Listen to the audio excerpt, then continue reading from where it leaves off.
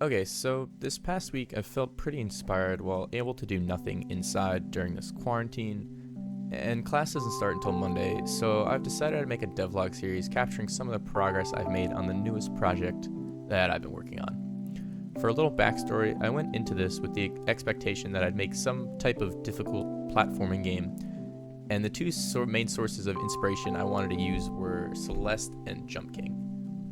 What I admired about Celeste that made it one of the main inspirations for this project I've been working on was the overall pacing of it, coupled with the really tight and precise control of your character.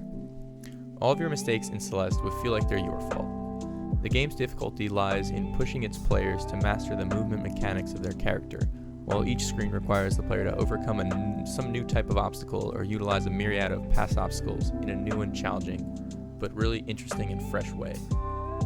The other source of inspiration I took when designing this game was Jump King. This game has blown up a lot recently, but for those of you who don't know, Jump King is a platformer where you cannot move in the air, pretty much the exact opposite of Celeste. Jump King's challenge lies in forcing its players to make precise jumps, and players who miss their jumps are punished by dropping to a previous screen that they've already progressed through.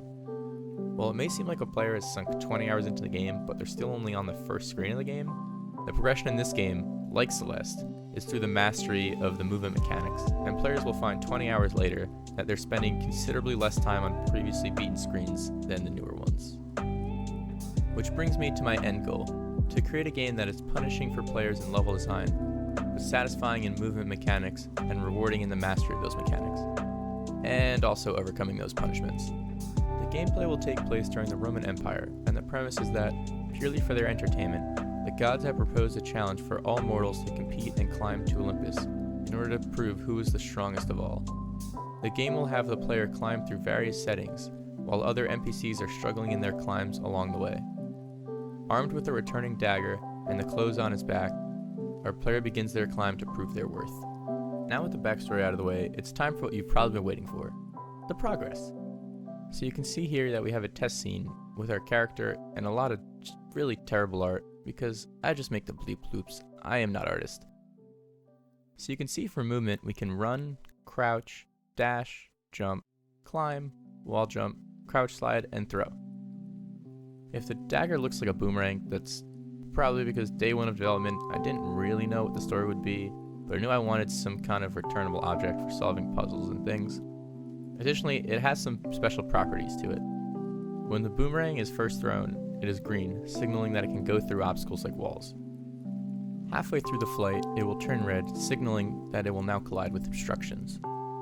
Then, once it reaches its max distance away from the player, it will change back to green and return to the player. As far as art goes, I have a friend helping me with those assets, and you can see some incredible gifts from him here of what our main character will look like.